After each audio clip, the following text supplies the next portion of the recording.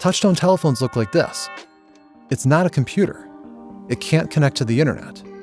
Can you hack with it? Well, no, not really, but maybe, just maybe, there's one man who can. And this man's name is Kevin Mitnick. And I was in court and I thought I was going home that day.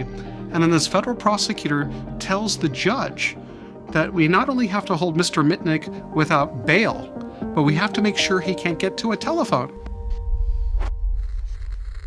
Kevin Mitnick. Kevin Mitnick. Kevin Mitnick. Kevin David Mitnick. Kevin Mitnick was arrested twice, first in 1998 and then again in 1995. Both times he was barred from operating both a computer and a telephone because of a danger to national security. The government put him in solitary confinement to prevent all unsupervised communication with the outside world. However, him talking into a telephone was by far not their biggest worry. The real problem was that he would start whistling. And to understand what's wrong with that, we have to go back, all the way back to the 60s. The 60s created many iconic sounds, like this one. I need somebody help, not just and this one. I can't get no. And also this one. This is the sound of a telephone communicating. It transmits information through frequencies, who calls who, where, and so on.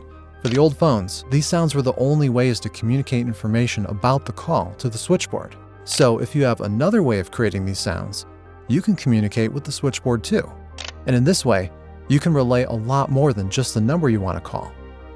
There was a huge, elaborate system of signals used to transfer all kinds of information through the phone lines. Manipulating these frequencies would grant you near absolute control over the system, and the people who harnessed that ability were called phreakers. Phreakers were the original hackers.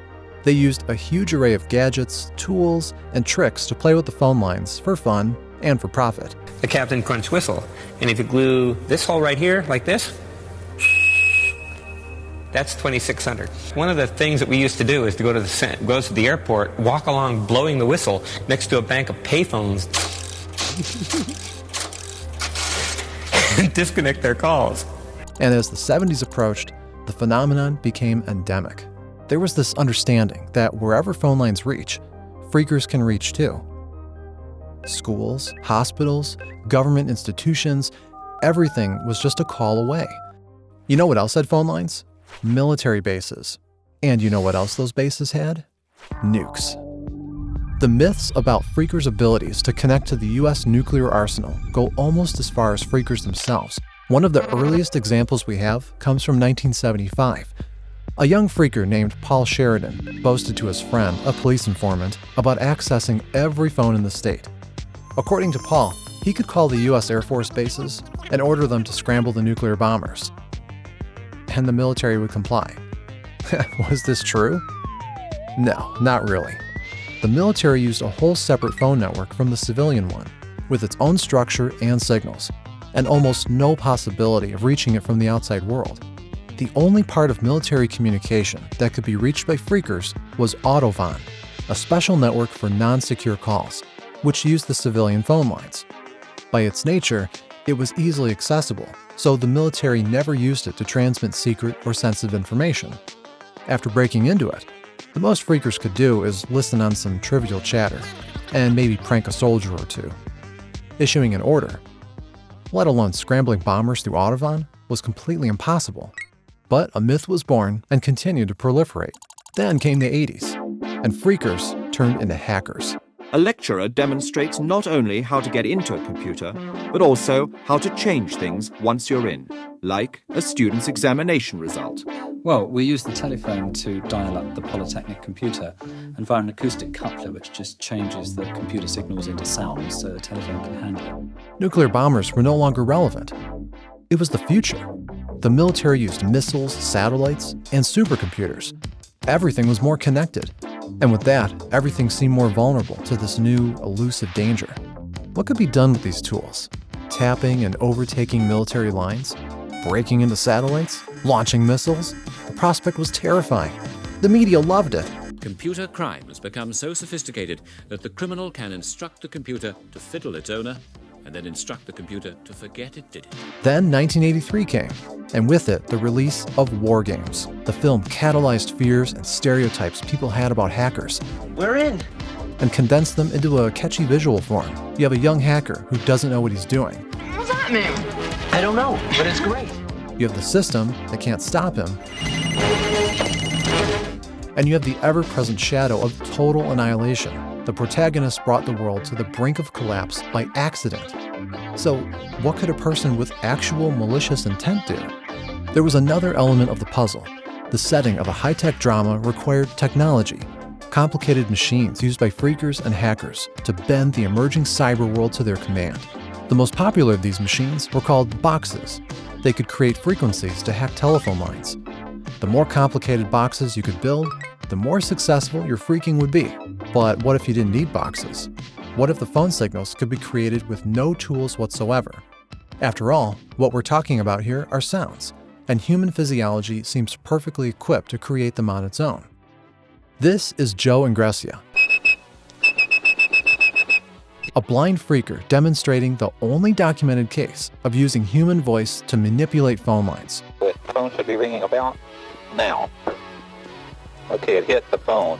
Ingressia was also one of the very few phreakers to dial into the Autobahn system. The FBI even started investigating his abilities in 1969, but quickly came to the conclusion that he possessed no real danger to national security and dropped the case. Ingressia was only arrested 2 years later and charged with avoiding payment for long-distance calls, because that was the extent of the damage he could do while whistling. But that didn't stop the myths. They grew and bloomed. And by the 1990s, they finally gave fruit. Kevin Mitnick was arrested again. Nobody doubted that he was the most powerful hacker in the world. And as such, he combined all the fears people had. Other hackers could whistle to hack through their phones, so Mitnick could too. Other hackers could break into military bases, so Mitnick could too. Other hackers could launch nuclear weapons, so Mitnick could too. And so, when it came time for Mitnick to serve his sentence, the judge was adamant. The man poses a danger like no other. Keeping him in solitary confinement was the only way to prevent the end of the world. So, into the hole he went. And the reason they had to keep me away from the phone is I could pick up the phone and I could whistle the launch codes to start a nuclear war. So, I'm serious. So I actually laughed in court. So this is how 2 decades of myths, misconceptions, and sensationalized claims converges onto one man, turning his life upside down. So I'm under such stringent conditions of supervised release that if I were to touch this computer, I would probably get sent back to federal prison. After serving his sentence, Mitnick used his fame to become one of the best-known names in cybersecurity and devoted a lot of work to breaking the same myths that made several crucial years of his life into such a miserable experience. Unfortunately, a lot of such myths are still around and continue to take a toll on human lives. Here at Cybernews, we try to shed light on them, and you can help us. Subscribe to our channel and share this video with your friends, and we'll keep you updated on all things cybersecurity. See you in the next video.